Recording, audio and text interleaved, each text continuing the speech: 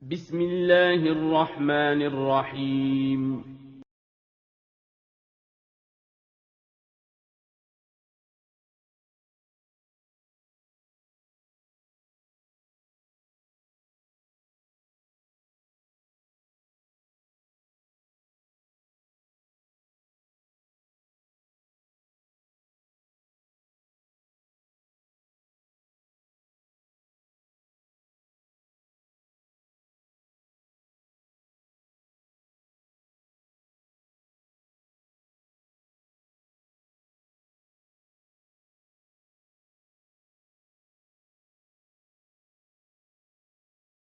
Assalamualaikum warahmatullahi wabarakatuh.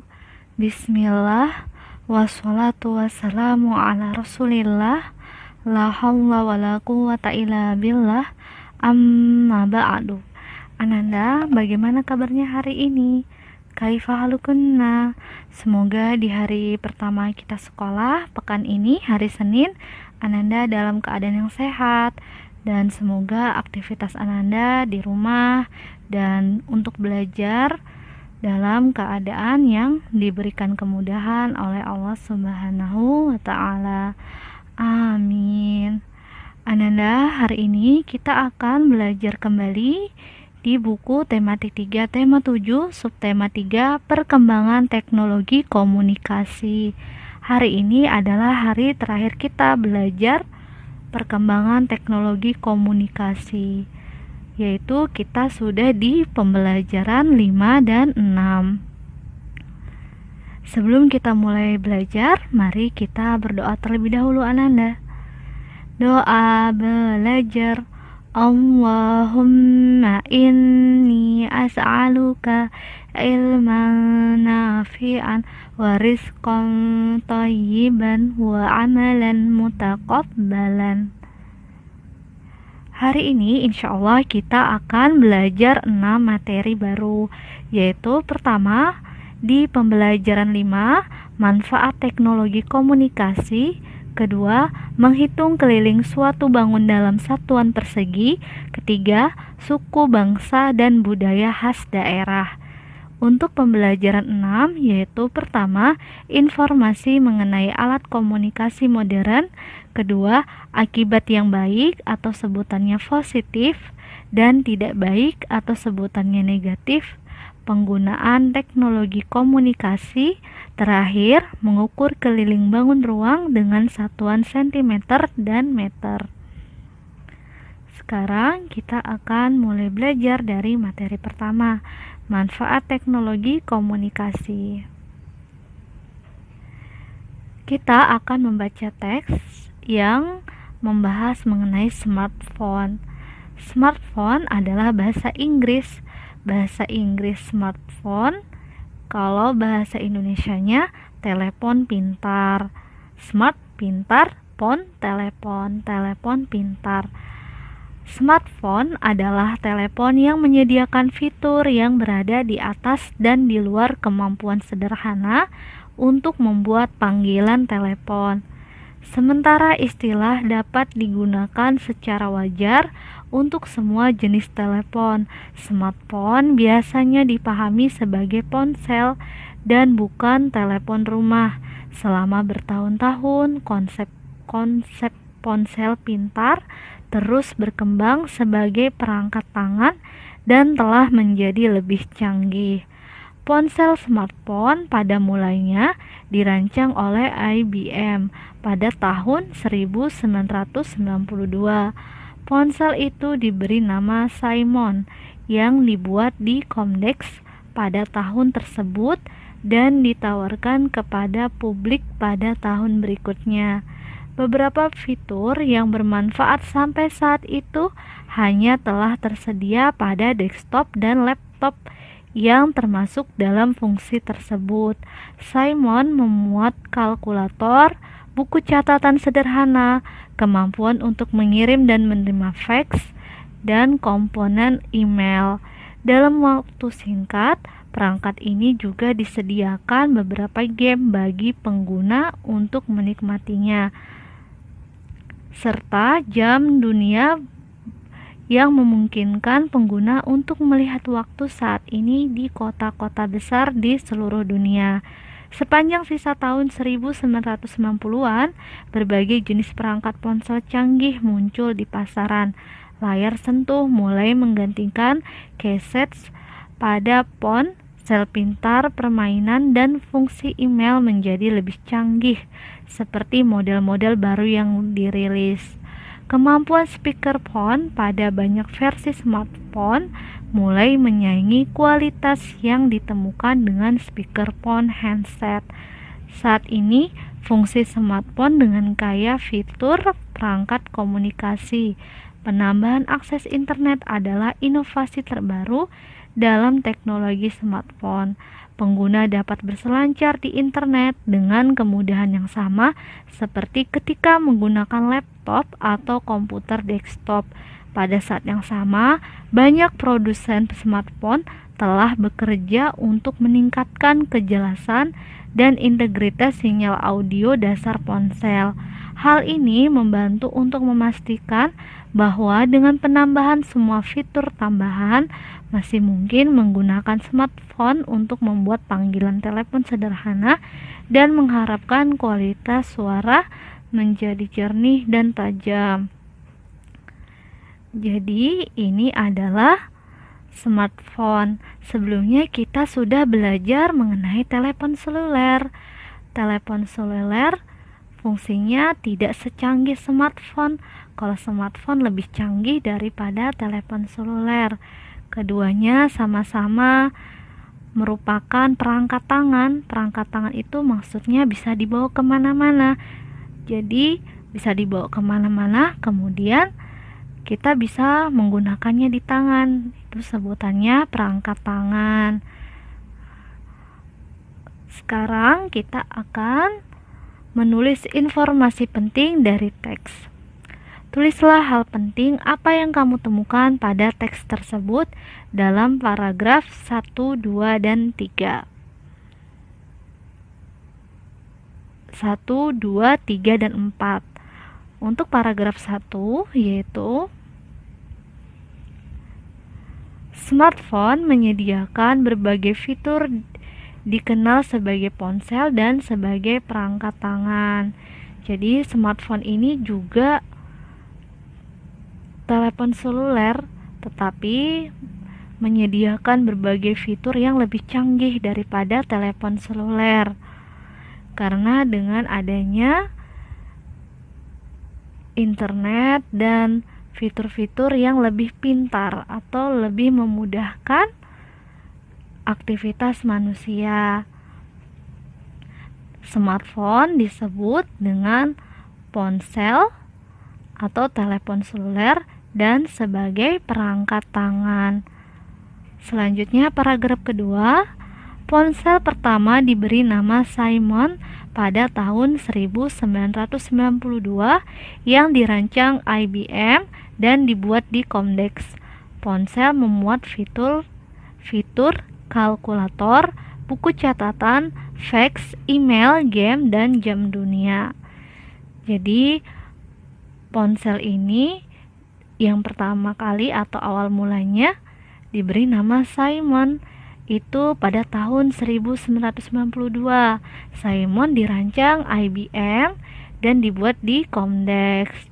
Pada mulanya ponsel memuat fitur kalkulator, buku catatan, fax, email, game, dan jam dunia.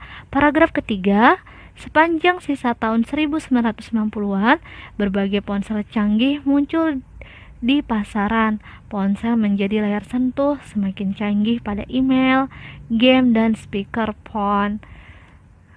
Kemudian tadi tahun 1992 berkembang lagi, masih di tahun 1990-an. Ponsel canggih pun semakin banyak, semakin ada di pasaran. Pasaran itu untuk dijual, jadi makin banyak orang menjualnya. Ponsel menjadi layar sentuh. Jadi Ananda pernah melihat ponsel yang berbentuk tombol? Apakah Ananda pernah melihatnya? Jadi huruf-huruf A sampai Z, kemudian angka-angka. Kalau kita ingin menekannya di telepon seluler, kita menekannya di tombol. Tetapi karena semakin berkembang, tombolnya sudah tidak ada. Yang ada adalah tombol huruf A sampai Z yang berupa layar sentuh. Jadi tinggal ditekan layarnya. Kemudian selain menjadi layar sentuh, juga canggih pada email, game, dan speakerphone. Lanjut paragraf keempat. Smartphone kaya fitur perangkat komunikasi. Smartphone memiliki akses internet dan sinyal audio semakin dikembangkan. Lalu smartphone semakin berkembang dengan berbagai perangkat komunikasi, akses internet, dan sinyal audio juga semakin dikembangkan. Untuk speakerphone, apakah Anda tahu artinya? Speaker itu adalah pengeras suara. Phone, telepon. Jadi pengeras suara di telepon. Ini adalah 4 informasi penting yang sudah kita temukan pada teks yang tadi kita baca. Selanjutnya, kita akan belajar menghitung keliling suatu bangun dalam satuan persegi. Sebelumnya, kita sudah belajar cara menghitung keliling bangun datar. Ananda juga sudah mengerjakan tugasnya. Masya Allah, Alhamdulillah, Ustazah lihat Ananda sudah paham cara mengerjakannya. Masih ada yang belum paham? Untuk yang belum paham, bisa kembali dibuka video pembelajarannya di hari Jumat. Nanti Ananda bisa cek ya nilainya. Kalau ada yang nilainya di bawah 100, berarti harus dicek kembali videonya. Selanjutnya, kita akan mengulang kembali mengenai pelajaran tersebut di sini. Tapi yang berbeda adalah untuk penyebutannya ini adalah sisi, panjang sisi pertama. Kalau sebelumnya di hari Jumat penyebutannya adalah panjang dan lebar. Panjang dan lebar bisa disebut sisi. Panjang bisa disebut sisi, lebar bisa disebut sisi.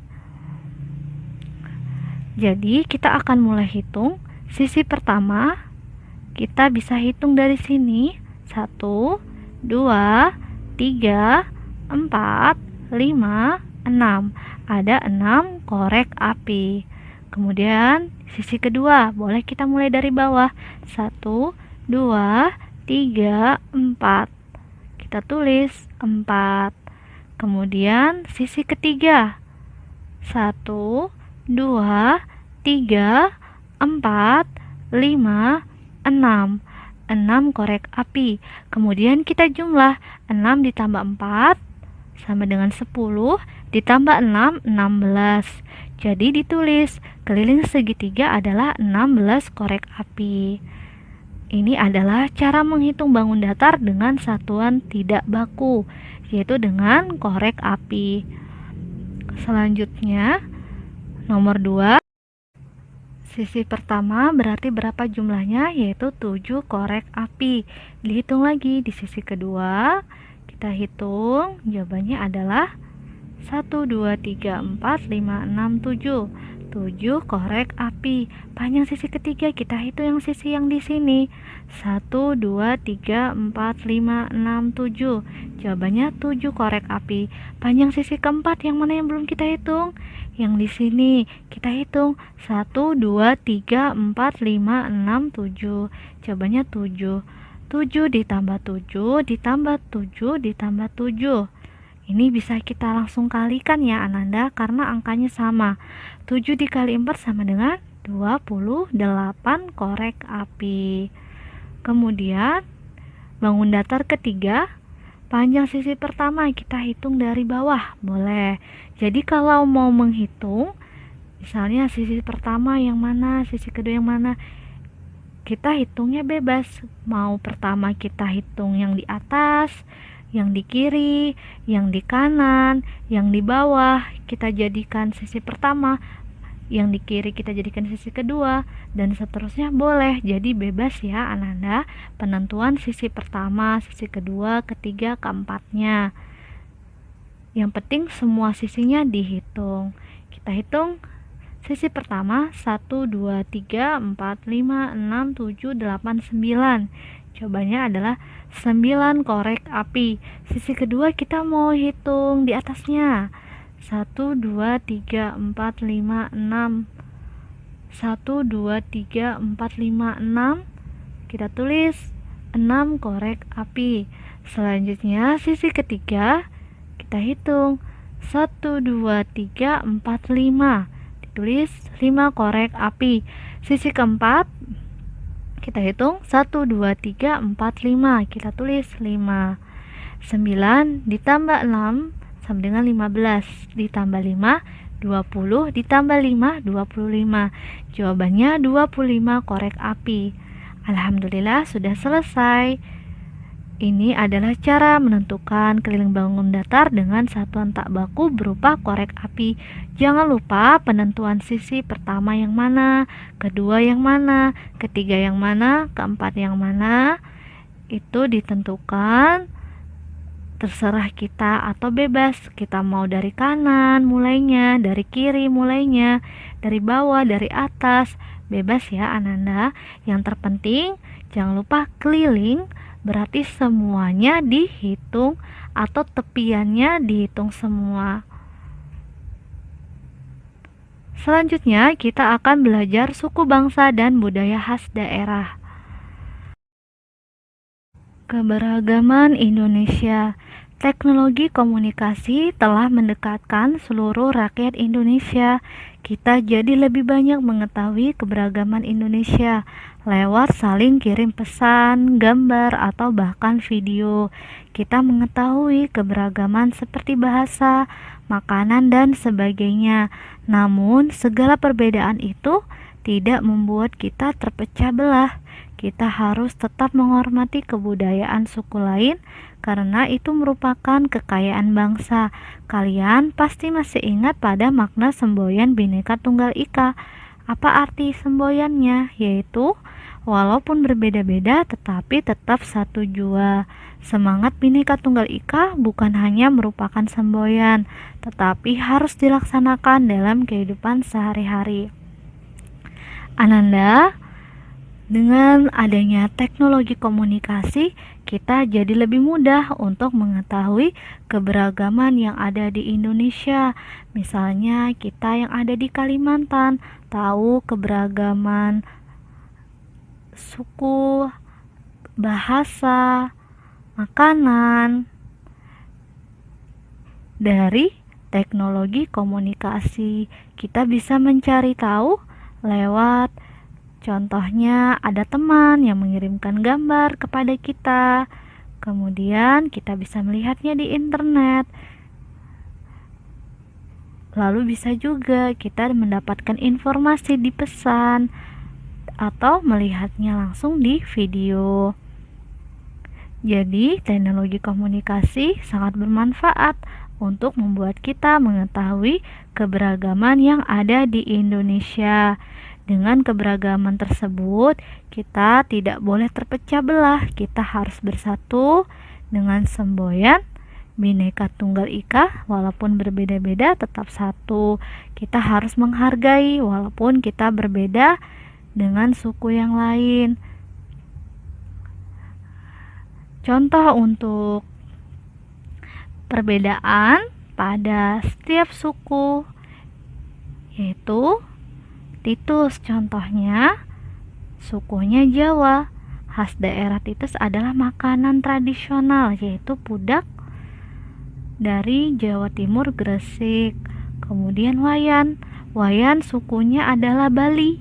Khas daerah di tempat Wayan adalah batik Bali. Selanjutnya Ahmad. Ahmad sukunya Sasak. Sasak suku apa? Suku di suku di Lombok. Khas daerahnya adalah kain Sasambo. Sasambo yaitu kain istimewa dengan adanya 3 etnis di dalam motif kain tersebut. Ini adalah contoh perbedaan suku bangsa dengan khas daerah masing-masing yang tetap kita harus hargai. Kita tidak boleh mencela, kita tidak boleh mengolok-olok atau bersikap tidak baik kepada khas daerah orang lain. Jangan lupa semboyan Bhinneka Tunggal Ika. Selanjutnya kita akan belajar informasi mengenai alat komunikasi modern. Pernahkah kalian berjalan-jalan ke pusat perbelanjaan komputer? Kalian tentu kagum melihat begitu canggihnya perkembangan teknologi komunikasi sekarang ini. Perkembangan komputer dan internet sungguh menakjubkan. Pada masa kini, banyak komputer yang dilengkapi dengan kamera. Seseorang di luar negeri dapat melakukan percakapan dan langsung bertatap muka dengan orang di dalam negeri. Pernahkah kalian melakukannya? Melanie mempunyai saudara yang tinggal di Tiongkok. Tiongkok ini Cina ya, Ananda. Melanie sering berkomunikasi dengan keluarga pamannya melalui surel. Video telepon juga sering mereka gunakan untuk melakukan percakapan. Video telepon merupakan program komunikasi gratis untuk melakukan percakapan dengan langsung bertatap muka. Dengan teknologi komunikasi, Melanie dan sepupunya dapat berkomunikasi dengan mudah walaupun jaraknya sangat jauh. Sepupu Melanie yaitu Imei pernah mengirimi surat lewat email. Untuk surat tersebut, komputer kita harus terhubung dengan internet. Kependekan dari electronic mail sangat sering digunakan untuk berkirim surat. Orang lebih senang mengirim surat dengan surel atau surat elektronik atau email dikarenakan lebih cepat sampai. Bahkan hanya dalam hitungan detik sebuah surel dapat diterima langsung setelah dikirim. Sekarang kita akan menjawab pertanyaan berdasarkan teks yang tadi kita baca. Ide apakah yang ada pada paragraf pertama? Yaitu perkembangan teknologi komunikasi dengan komputer yang dilengkapi kamera sehingga dapat melakukan percakapan dan bertatap muka langsung walaupun beda negara. Dengan perkembangan teknologi yang semakin maju, kita dapat melakukan percakapan dengan dibantu laptop dan kamera. Dengan kamera kita bisa melihat langsung orang yang kita ajak bicara walaupun berbeda negara. Kalau kita sendiri pernah mencoba untuk percakapan langsung di kamera dengan menggunakan aplikasi Zoom. Atau Ananda kalau belajar tilawati tahfiz menggunakan video call. Kita akan belajar mengenai video call. Video telepon dapat digunakan untuk melakukan percakapan langsung dengan tatap muka. Ini adalah paragraf kedua. Jadi kalau paragraf kedua mengenai video telepon. Video telepon dilakukan oleh Melanie. Melanie menghubungi saudaranya yang tinggal di Tiongkok atau yang berbeda negara dengan kita. Berbeda negara dengan Melanie. Jadi Melanie dapat melakukan percakapan melalui video telepon. Kalau video telepon ini melalui apa? Melalui telepon seluler. Kalau paragraf pertama yaitu mengenai komputer yang dilengkapi kamera. Kalau paragraf kedua mengenai telepon yang dilengkapi kamera atau sebutannya video call. Call itu telepon, video telepon. Nomor 3, ide apakah yang ada pada paragraf 3? Yaitu surat dapat dikirim berupa email. Email harus terhubung dengan internet. Email lebih disukai karena lebih cepat sampai. Yang ketiga adalah mengenai email. Email dapat mengirimkan surat melalui internet. Email sebutannya adalah electronic mail atau surat elektronik. Email disukai karena lebih cepat sampai. Jadi kalau paragraf 1 mengenai komputer atau laptop yang dilengkapi kamera, paragraf kedua mengenai telepon seluler yang dilengkapi kamera, paragraf ketiga mengenai pembahasan email atau surat elektronik. Sekarang kita akan lanjut. Nomor 4, siapa yang mengirim email? Yaitu email sepupu Melanie pernah mengirimkan email. Nomor 5, bagian-bagian apa saja yang ada pada email? Yaitu internet. Yang diperlukan email adalah internet. Nomor 6, apakah yang dimaksud dengan video telepon? Telepon yang dilengkapi kamera sehingga bisa melakukan panggilan dengan tatap muka tetapi memerlukan internet. Nomor 7, apa alasan orang lebih suka mengirim surat melalui email? Berdasarkan teks yang kita baca, jawabannya adalah lebih cepat sampai. Selanjutnya kita akan belajar akibat yang baik, positif dan tidak baik atau negatif penggunaan teknologi komunikasi. Ananda, menggunakan media sosial harus bijak. Kita tidak boleh menggunakan media sosial dengan cara yang tidak baik. Allah telah memberikan kita kemudahan untuk menggunakan teknologi komunikasi, tetapi jangan lupa harus dilakukan atau digunakan dengan baik. Ingat, setiap yang kita lakukan akan dihisab oleh Allah Subhanahu wa Ta'ala. Oleh karena itu, kita harus berupaya untuk berhati-hati dalam menggunakan media sosial. Contohnya adalah Melanie. Melanie sedang belajar di sekolah. Melanie belajar menggunakan komputer sekolah. Setiap hari Sabtu, Melanie mendapat pelajaran komputer. Pak Ardi adalah guru komputer Melanie. Selain mengajarkan cara menggunakan program komputer, beliau juga mengajarkan berinternet sehat. Beliau sering membahas etika dalam bermedia sosial. Tahukah kamu tentang media sosial? Media sosial adalah media di dalam jaringan internet untuk berbagi informasi, berdiskusi, berbincang, dan lain-lain. Ada banyak sosial media seperti Facebook, Twitter, dan lain. Jadi, kalau media sosial ini adalah media yang digunakan untuk bersosialisasi, dengan kita bisa berbagi informasi, kita bisa menyampaikan informasi kepada orang lain, misalnya di dalam grup. Kemudian berdiskusi, kita berdiskusi dengan teman melalui media sosial, berbincang, dan lain-lain. Contoh media sosial seperti Facebook, Twitter, dan lain. Contohnya, kalau ada orang menulis di Facebook, berarti dia sudah menyampaikan informasi di Facebook atau di media sosial. Untuk penggunaan media sosial, jangan lupa harus digunakan dengan baik. Kita akan menentukan daftar perilaku yang baik dan kurang baik dalam penggunaan media sosial. Pertama, mengolok-ngolok kekurangan teman.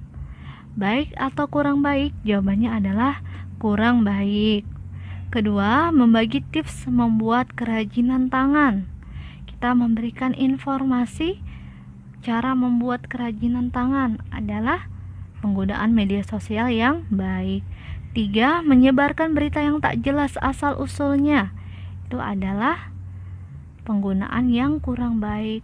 Kalau tidak jelas asal-usulnya, tidak boleh kita share ya Ananda, atau tidak boleh kita bagikan. Kemudian nomor 4, bertengkar mengenai perbedaan pendapat. Jawabannya adalah bertengkar kalau ada beda pendapat, kurang baik. Nomor 5, mengungkapkan pendapat yang berbeda secara santun. Jawabannya adalah baik.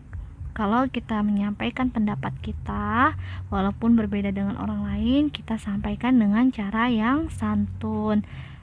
penyampaian pendapat ini juga harus ada keperluan ya Ananda. Tidak boleh kita langsung semua yang orang ucapkan kita selalu kita balas ya, dibalas, tidak boleh. Jadi sesuai keperluan saja. Misalnya ada temannya mengatakan PR-nya halaman 50, kemudian dibalas sama teman, bukan, PR-nya halaman 51. Boleh disampaikan, tapi dengan cara santun. Untuk penggunaan media sosial, insya Allah Ananda belum punya ya. Kalau punya, nanti misalnya sudah dewasa, atau misalnya memang Ananda menggunakan media sosial karena keperluan, misalnya untuk pendidikan atau belajar, misalnya Ananda dibantu sama Umi untuk membuat media sosial untuk mencari ilmu pengetahuan, boleh, silakan, tapi jangan lupa digunakan dengan cara yang baik dan jangan lupa untuk selalu diawasi oleh Umi dan Abinya ya Ananda. Selanjutnya kita akan belajar mengukur keliling bangun ruang dengan satuan cm. Mengukur keliling bangun datar. Ini adalah 5 bangun datar yang akan kita hitung. Untuk cara berhitungnya yaitu panjang ditambah lebar ditambah lebar. Atau kita bisa sebut sisi 1 ditambah sisi 1 ditambah sisi 1, kemudian ditambah lagi menyesuaikan dengan jumlah sisi yang ada pada bangun datar tersebut. Kita akan mulai hitung. Jangan lupa untuk menghitung keliling adalah semua tepiannya dalam bangun datar tersebut kita hitung. Untuk nomor 1, panjangnya 17 cm, lebarnya 8 cm.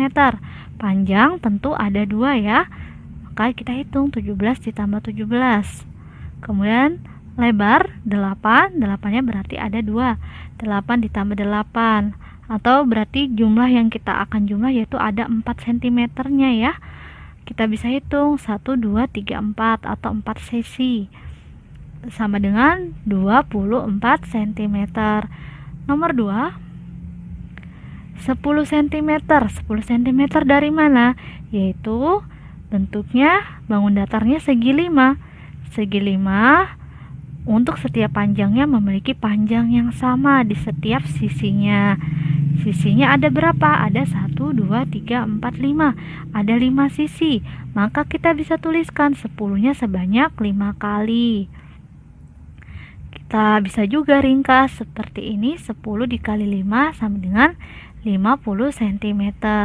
Nomor 3 yaitu 15-nya ada 4 kali karena belah ketupat memiliki sisi dengan panjang yang sama. Berarti 15 sisi pertama ditambah 15 sisi kedua, 15 sisi ketiga, 15 sisi keempat sama dengan 60 cm. Atau boleh kita kali 15 dikali 4 sama dengan 60 cm. Selanjutnya kalau yang ketiga ini, keempat, apa jawabannya? Yaitu kalau panjang dan lebarnya sama, maka kita tinggal tambahkan saja berapa sisinya. Karena ini angkanya sama, tinggal kita tambahkan sebanyak, karena sisinya ada 1, 2, 3, 4, berarti 4 kali. 8 ditambah 8 ditambah 8 ditambah 8. Kita jumlahkan sama dengan 32. Kemudian yang terakhir, bangun datar yang kelima, segitiga sama kaki. Segitiga sama kaki memiliki panjang sisi yang sama. Kita lihat sisinya ada berapa? Sisinya ada 1, 2, 3. Ada 3 sisi. Kemudian berapa panjangnya per satu sisi? Yaitu ada 12 cm. Kita tinggal hitung 12-nya sebanyak 3 kali. 12 ditambah 12 ditambah 12 sama dengan 36 cm. Kita alhamdulillah sudah mengukur keliling bangun datar. Ini yang kita pelajari sentimeter semua ya Ananda, tidak ada satuan meter. Sebelumnya kita sudah belajar mengenai telepon seluler. Telepon seluler siapakah yang menemukan pertama kali? Telepon genggam atau telepon seluler generasi pertama ditemukan oleh Martin Cooper dari Motorola Corporation. Telepon seluler pertama kali dikeluarkan pada tahun 1973. Telepon genggam atau telepon seluler yang ditemukan oleh Cooper memiliki berat 0,8 kg. Telepon seluler generasi kedua dikeluarkan pada tahun 1990.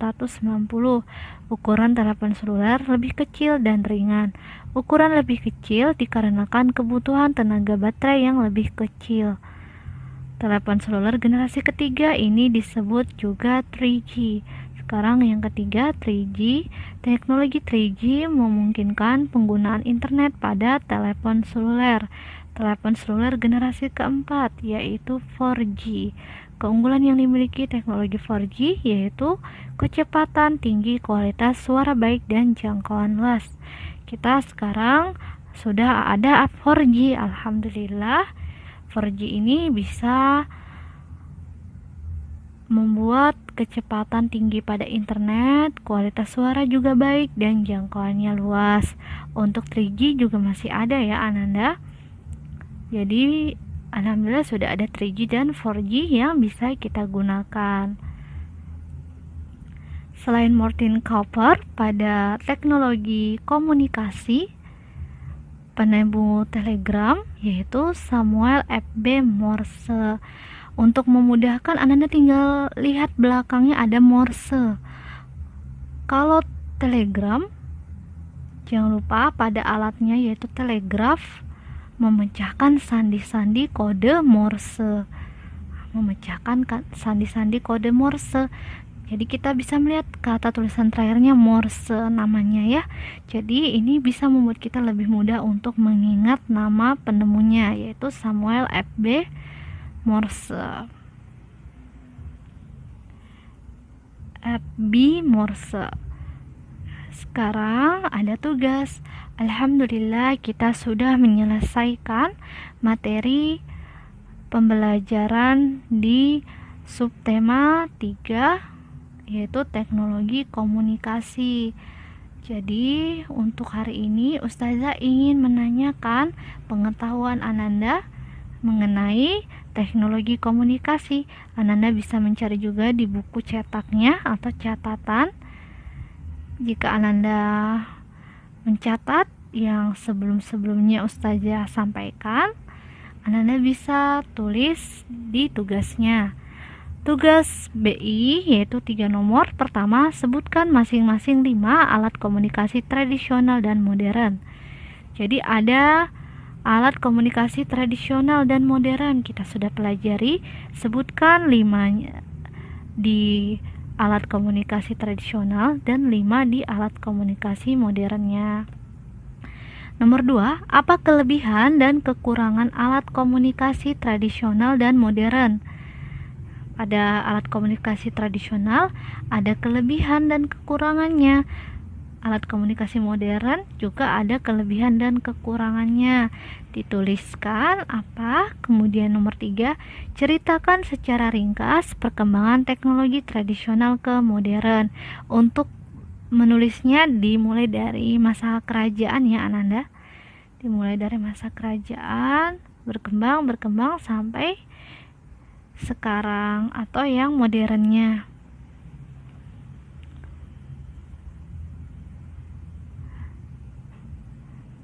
Untuk mengingat kembali tugasnya ada 2 ya Ananda, yaitu soal yang tadi kita baca, kemudian yang kedua latihan subtema 3 halaman 165 sampai 166.